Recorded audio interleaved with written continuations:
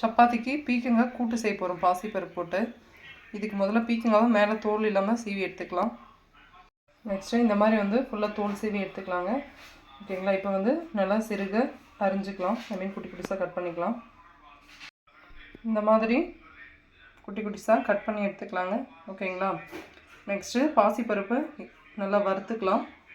இப்போ வந்து ஒரு 4 பேருக்கு ஆகிற மாதிரி நான் வந்து சாம்பார் செய்ய போகிறேங்க. அதுக்கு இந்த சாம்பார் கரண்டியில் 2 கரண்டி இருந்தால் போதுங்க. இதுவே அதிகமாக வரும். ஏன்னா பாசிப்பருப்புனா எப்பவுமே வந்து ரொம்ப அதிகமாக வரும். இதை வந்து கொஞ்சம் சிம்லே வச்சு கொஞ்சம் நல்லா வறுத்துக்கலாம். பச்சை ஸ்மெல் போகிற அளவுக்கு. ஓகேங்களா. பாசிப்பருப்பு வந்து பச்சை வாசனை போகணுன்னா கொஞ்சோண்டு எண்ணெய் ஆட் பண்ணிக்கணுங்க. ஓகேங்களா. எண்ணெய் ஆட் பண்ணால் கொஞ்சம் நல்லா வறுப்படும். நல்லா பொரியுது பார்த்தீங்களா. இந்த மாதிரியா இது பாருங்கள். எண்ணெய் போட்டோன்னே அது வேக காமிக்கணும்.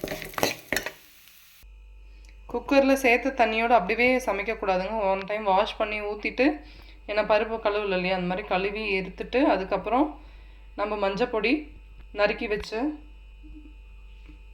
பீக்கங்காய், ஒரு தக்காளி ஆட் பண்ணி 3 விசில் விட்டோன்னா சரியாக போயிடுங்க, வெந்துடும்.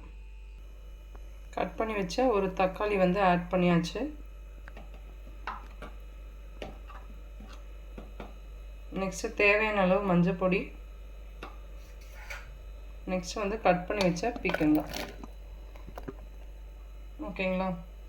இது 3 சேர்த்தே 3 விசில் விட்டுடலாங்க. நல்லா குழன்னு இருந்தால் ஒன்றும் பிரச்சனை இல்லை, சப்பாத்திக்கு தானே. இப்போது தாளிக்கிறதுக்கு ஒரு வெங்காயம், கொஞ்சம் கருவேப்பிலை, ஒரு 4 பல் பூண்டு, 2 பச்சை மிளகாய் கீறி வச்சுருக்கேன். ஒரு தக்காளி நம்ம அதில் போட்டோம் இல்லையா, ஒரு தக்காளி வந்து கட் பண்ணி வச்சுருக்கேன். இப்போ எப்படி தாளிச்சிடுவோமா. இப்போ வந்து நம்ம சாம்பார் தாளிச்சிடுவோம். இப்போ பாத்திரம் சூடாகிடுச்சு. அதில் எண்ணெய் ஆட் பண்ணிக்கலாம். தாளிக்கிறதுக்கு தேவையான எண்ணெய் மட்டும் போட்டுக்கலாம். அதிகமாக எண்ணெய் வேணாம். எப்பவுமே சாம்பாருக்கெலாம் தாளிக்கிறதுக்கு மட்டும் எண்ணெய் இருந்தால் போதும். எண்ணெய் காஞ்சிச்சு. கடுகு, உளுத்தம் பருப்பு ஆட் பண்ணிக்கலாம். பொரியுது பாருங்கள். இப்போ வெங்காயம் சேர்த்துக்கலாம். எல்லாமே ஆட் பண்ணிக்கலாம். இல்லைன்னா ஒன்றோட ஒன்று தீஞ்சு போயிடும். இப்போ ஈவனாக எல்லாமே வதங்கிடும். ஒரு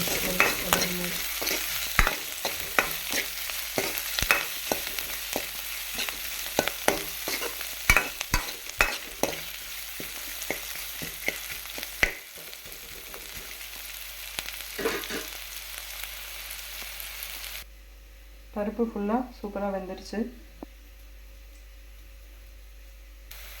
இப்போ இது வெங்காயம் வதங்கிடுச்சு.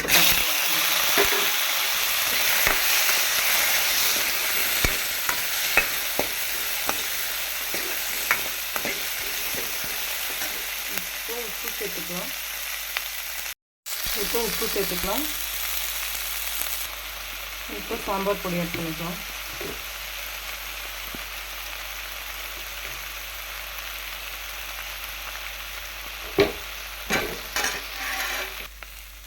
தக்காளி நல்லா வதங்கிடுச்சுங்க. இப்போ நம்ம வேக வச்சது பருப்பு ஆட் பண்ணிக்கலாம்.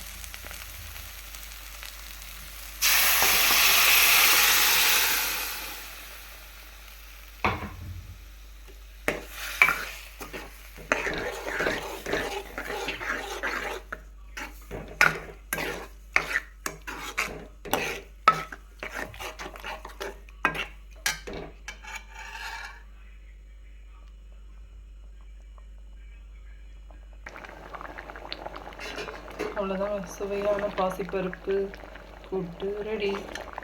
இந்த வீடியோ பிடிச்சிருந்தா மறக்காமல் லைக் பண்ணுங்கள், ஷேர் பண்ணுங்கள், சப்ஸ்கிரைப் பண்ணுங்கள். தேங்க்யூ.